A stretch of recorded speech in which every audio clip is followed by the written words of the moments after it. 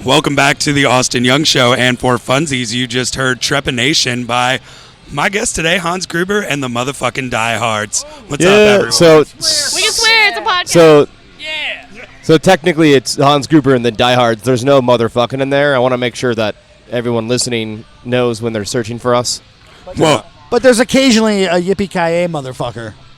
That's acceptable. We can get that. It's Hans Gruber and the yippee-ki-yay motherfucker. The Diehards. Well, it's Yippee-ki-yay motherfucking Diehards, so we'll see. Yeah. God, that actually would have been a good name. Next album title. Next album, yeah. So, guys, welcome. Thank you so much for coming on. We're here at the lovely Three Links. Thank you, Evan, for having us. I really appreciate you all coming in. I've been a huge fan for years, and you guys were kind of my intro into the whole SPI label, so I really appreciate that. And 10 years as a band, how does it feel, guys? Not the youngins on the scene anymore. Oh, it's actually been like that for a while. I think my favorite thing is we did a tour with the Coffin Cats, who they've been around for over 20 years, and they're talking about how, they're so old, we used to be able to do this crazy stuff when we were young, and we find out that Chris, our drummer, is older than all of them. So, I'm Old Man Thompson. Yeah, I don't know. I got the energy of a 20-year-old, but I look terrible. So, I do want to know real quick, just before we go completely off topic, this was off the song that we just played was off the new Split. Do you want to promote that? Tell us what the song's about, where you got the idea? Yeah, so this Split, it's with a band called The Sensations out of Japan. Rosie and I saw them at the Fest about 6 years ago now. Something like that. It was wild. We went, it was a paper and plastic RIP, but anyway, a showcase.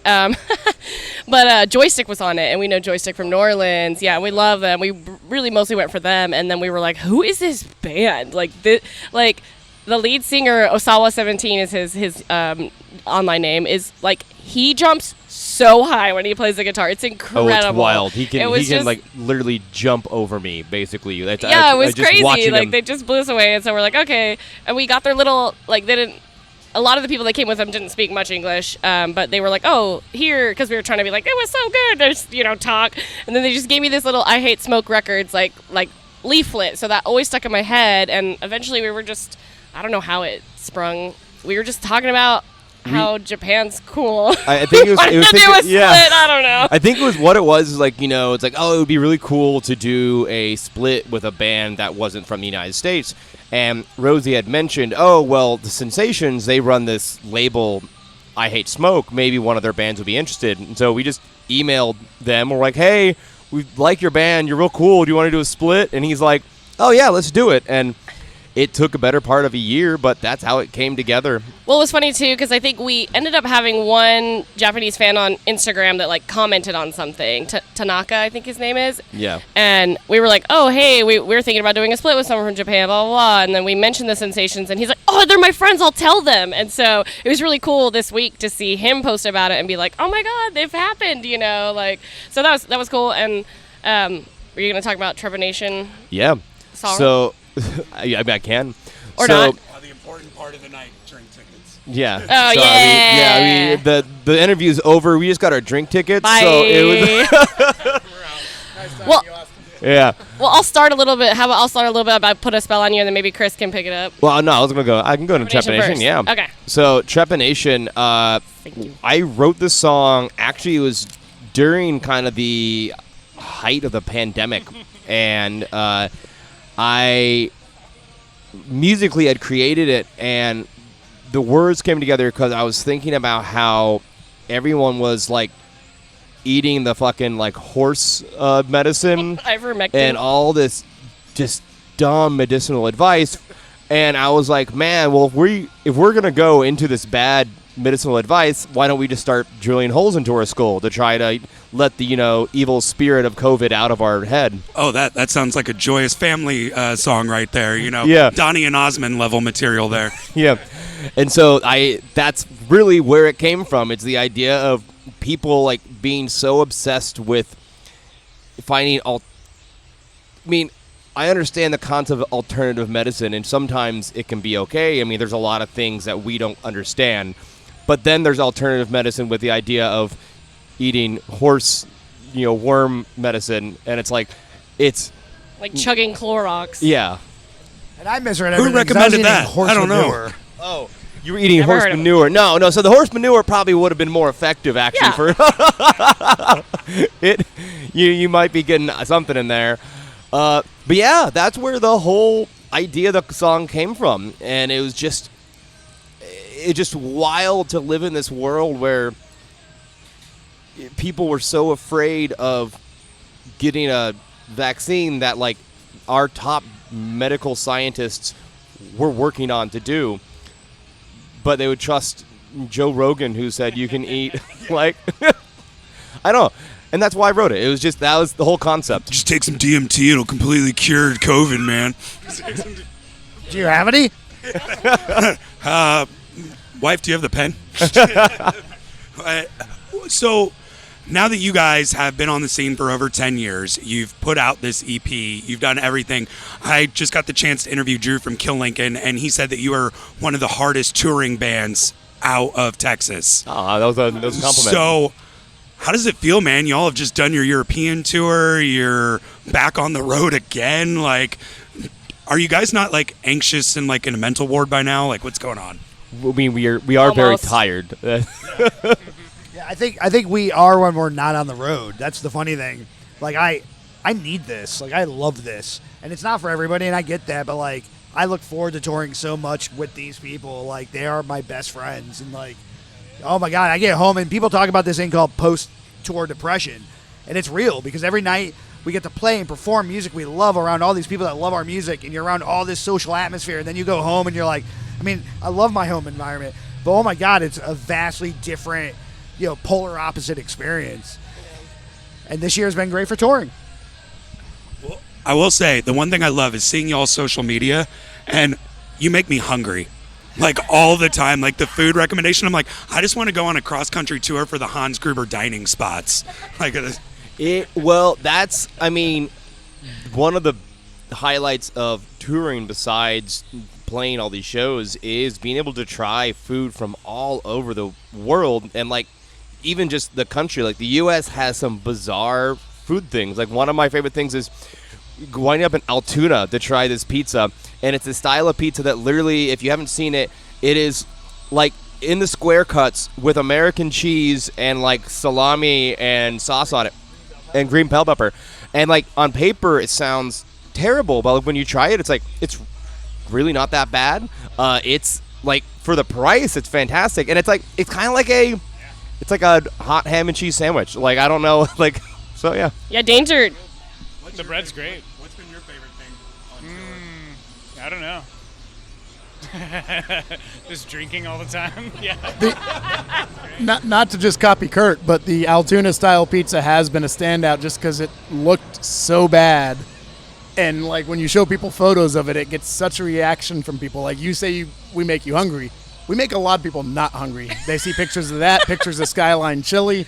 But like the Altoona pizza was really good. Unadventurous basics is what we were doing. And I'm just gonna say, to counter all this, I at least needed to drink a quart of chocolate milk to get it down. What is the deal with chocolate milk, man? Like I've got to ask. Like, Oh no, I don't actually love chocolate milk.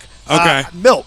just milk. Milk. Yeah, I'm the god of dairy. Yeah, Milk. okay. Milk is fine. Milk is good. I read this recently, but as we get older, a lot of people become more, because we're all technically lactose intolerant, but some of us have a higher tolerance than not.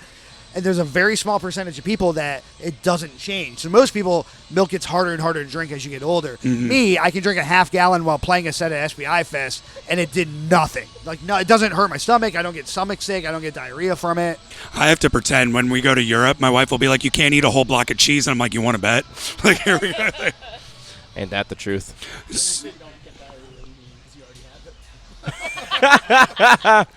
So what is the, because you guys have had a wild tour over the last couple of years, what stands out for you as probably the best, most fucked up moment on tour? Like in a good way. Yeah.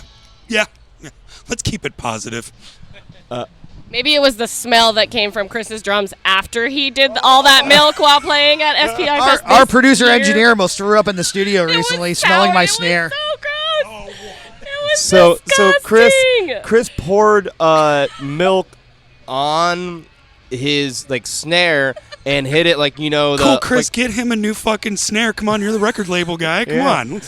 So like so it's Use basically those like the Starbucks. Blue Man Group, and they take all the shit and they hit their drums and it splashes everywhere. Well, that was Milk, and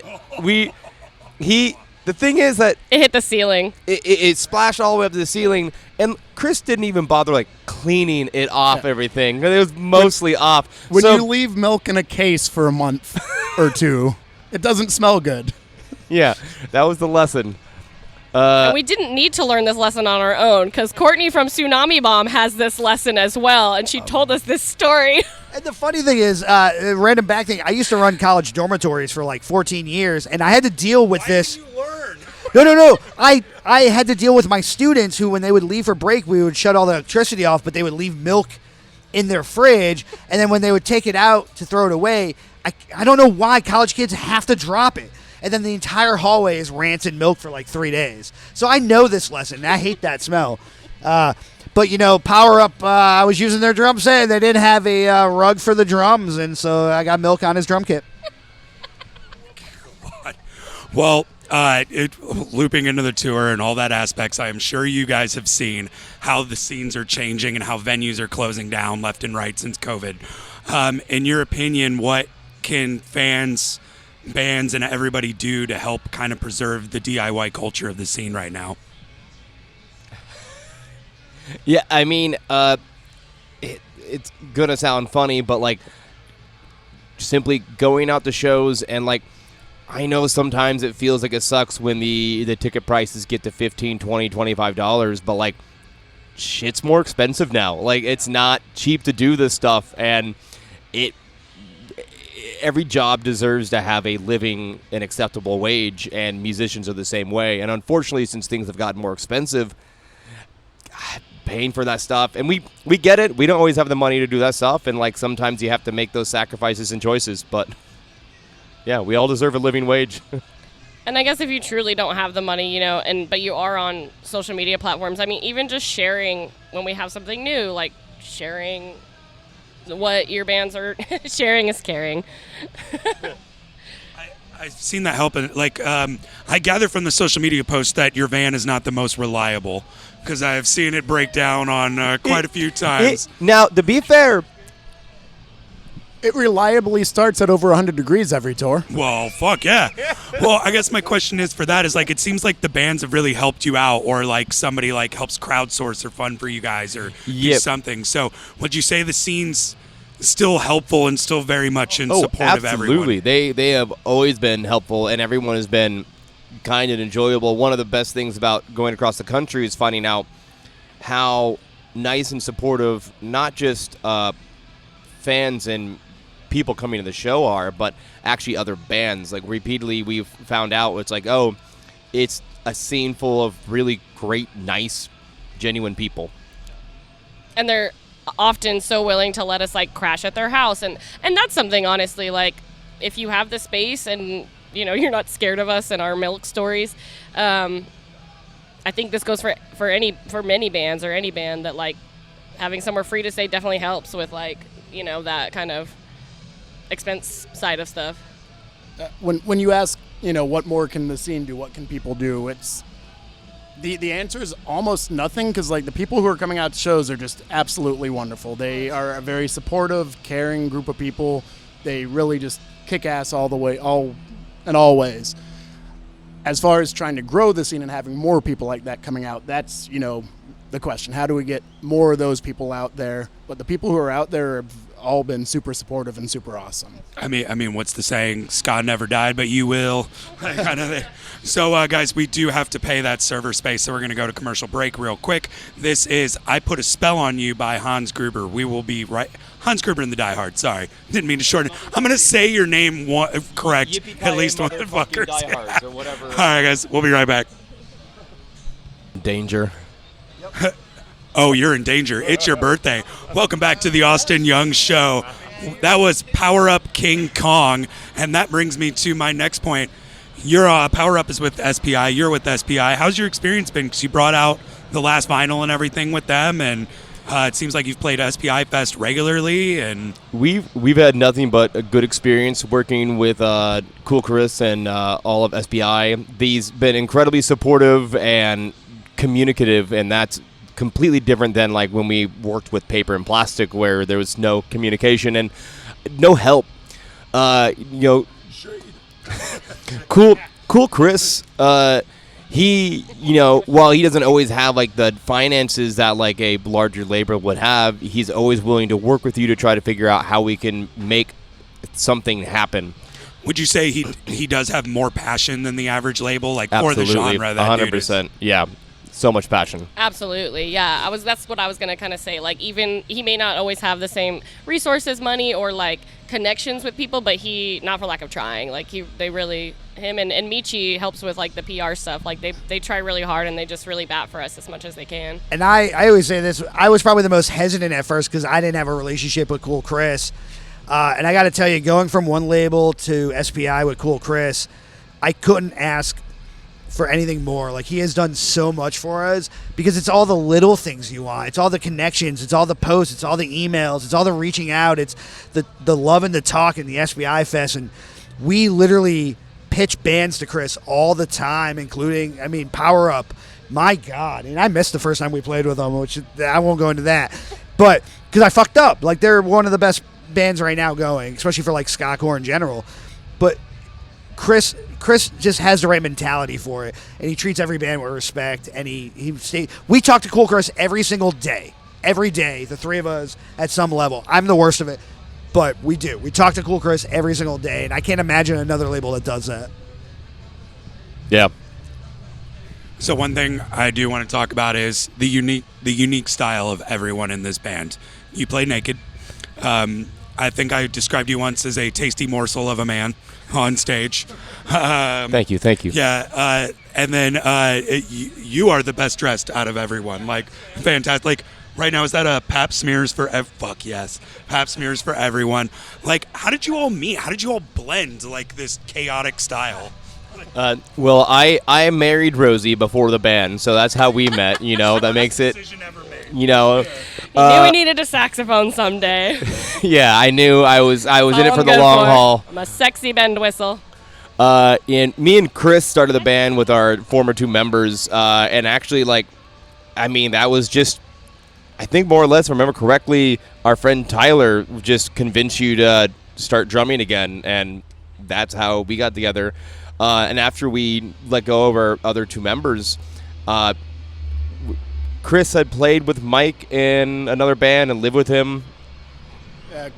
Chris and I met each other we both go out to a lot of local shows because we believe as local musicians you should be out supporting other local bands. And for sure, grow your network. Yeah, we'd always talk at shows and hang out, and years later he invited me to join his band Yikes. They were just getting started and needed a guitarist. It's a propaganda-inspired skate punk band. And when Hans Gruber needed another guitarist, me and him had that relationship from being in a band together, so it was an easy transition. I love this story. I want you to tell it.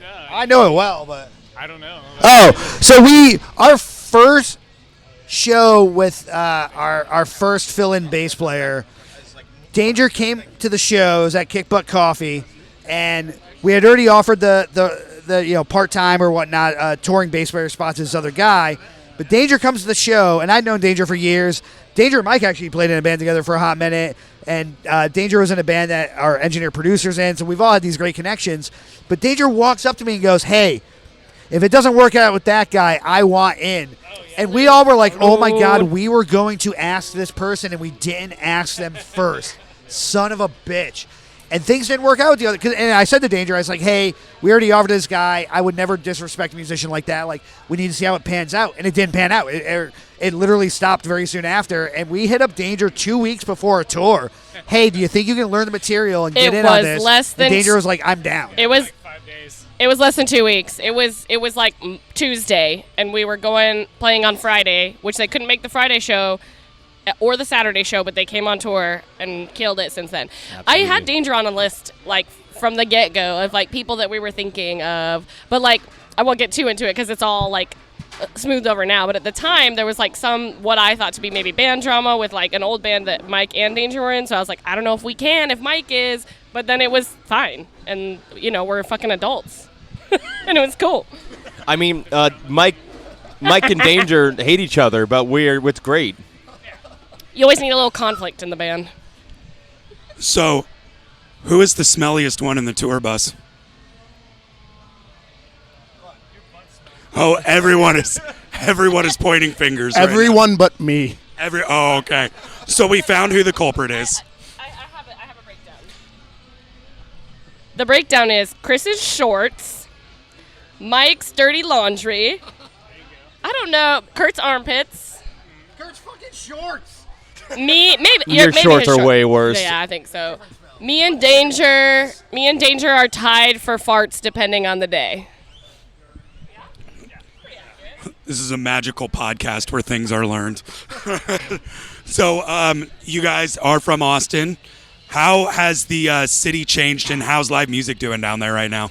Since I moved there 10 years ago, I think over 600,000 people have moved into the metro, and it was a city that was 1.5 before, so it's literally increased by 50%.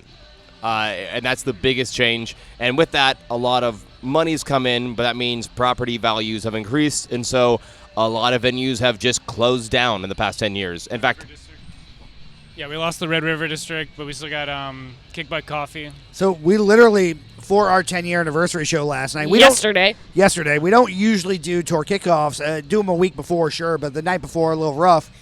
But we got offered to do this show because the Lost Well in Austin, Texas, the property owner got too good of an offer and said, hey, I'm signing paperwork. You're going to have to be out in 60 days.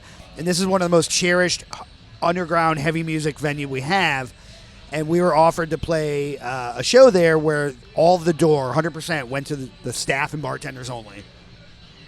yeah, no, I was gonna say it's just a legendary metal bar.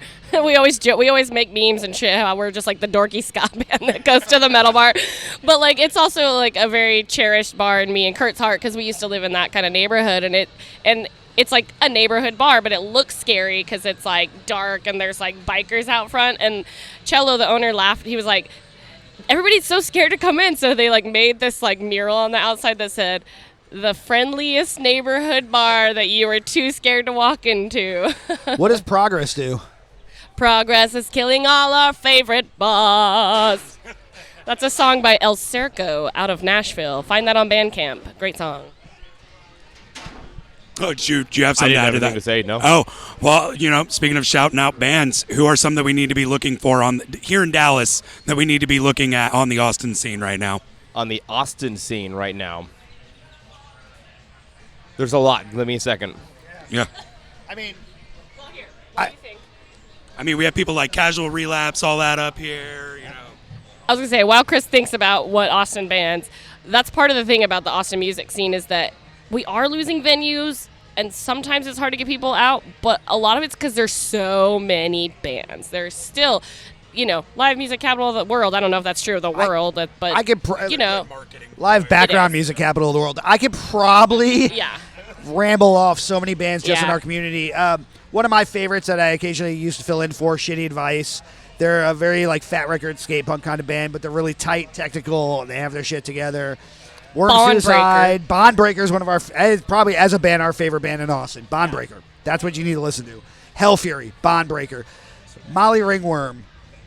Oh, Molly Ringworm, that's a Let's- good one. Yeah, it's a great name. They're very good. Oh, Let's not forget Dropped Out. Anytime you hear a really heavy Yes. growl on our album, it's sung by the prettiest voiced pop punk singer in town. yes, it's true. And I've sang actually, like, I don't usually sing Pretty for Hans Gruber, but I've sang Pretty for their record, so he sings Ugly for ours. I sing Pretty for theirs. So I would say actually one of my favorite albums to come out this year is a band called Superphonicos out of Austin, and they'll be a kind of a cumbia fusion sort of group, but they're absolutely fantastic, and they're one of their percussionists actually did all the Latin percussions on With a Witch Hunt- Vengeance. on With a Vengeance. So anytime you hear Latin percussions on With a Vengeance is one of them.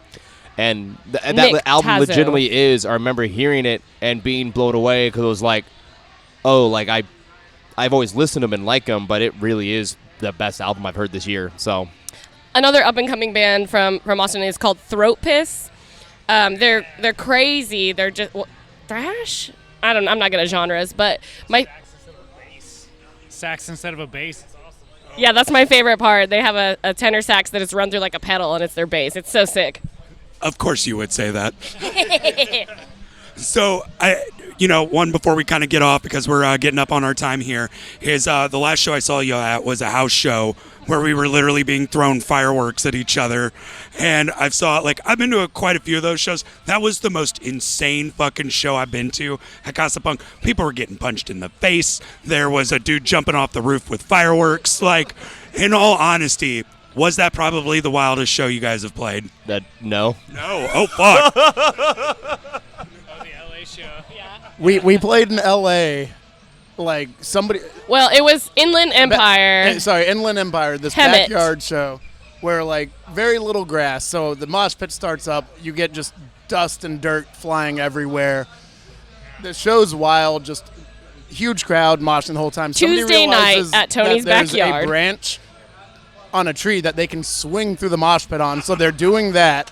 Later on in the show, me and Kurt are like hanging out, talking to some people, and these two guys almost get in a fight.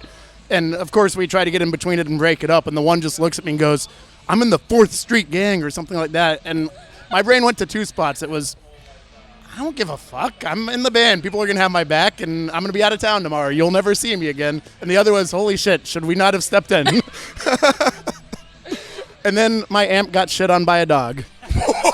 Well, now, okay. Mike also didn't mention that during the set, I'm playing next to him, and it's a very tiny space for playing him, and me. The yard was huge, but the Yeah. quote unquote stage. So I'm dancing, and What's so wrong? like I must move down as Mike moves up with his guitar, and the head sock of the guitar hits my face. His and cheekbone. It hits me so hard, Mike thinks that I broke his guitar. That's how, yeah. But no, it was my face that got broke. It was, and I had this black eye that was great because Not this tasty morsel of a man. yeah. It was the thing is, yeah, one of 3 black eyes that tour that I got. Anyways, but the worst part was the next day I had to go into Mexico with this giant ass black eye. So At least healthcare is a lot cheaper over there, to be honest with you. yeah, I got that much. So I do want to ask you all before we head out and everything. 15-year-old comes up to you all and says they want to be you. What's the advice that you give them? Are you in band? Stick with it. Keep your instrument. Practice, don't give up, and success does not happen overnight. It takes a long time, and like, for example, we've been doing this 10 years, and I feel like we're the most successful we've ever been, but it takes literal years to meet people and get the connections to go anywhere. The amount of bands I know who are wildly more talented than we are there's a lot. And just because you're talented doesn't mean that success will happen. And unfortunately, the other factor is meeting people, talking to people, and just doing it. Yeah, I'd say a really important thing in a project is make sure you're all on the same page before you put like 3 to 5 years into it. Just like any relationship, make sure they're into marriage and kids like before you go that down the road. I have never taken a drum lesson in my life, and I get to say I'm a professional drummer. So I don't care how you practice. I don't care how you learn. But I never thought, and I'm in my 40s, I never thought in my 40s I'd be doing this. So if you're 15, you got a lot more luck going for you. Just keep on doing it. Build up your local scene as much as you can. The relationships that you'll find there will be worth their weight in gold. Learn to be happy playing in front of 5 to 10 people, and don't chase success, because that's just such a far off goal that you'll probably never reach. But if you can learn to be happy playing a local show and build a good community in your own city, then that's a very obtainable goal that's going to lead to a happy musical life. As well as like putting the energy forth, even if there's only 2 people in the crowd. Right. Everybody, that was beautiful. So, shout out where people can find you, what's next for Hans Gruber, what you want people to know. Well, it's almost spoopy time. Well, that might not happen. I fucked up. Sorry, because you're my. Anyway, I put a spell on you. Put it on your Halloween playlist. What's next is this tour in front of us, and then also we will be doing a tour later in the fall, 2 Fest and Around Fest. So keep your eyes peeled for that. Where can we find us, Kurt? You can find us online at hgdhband.com.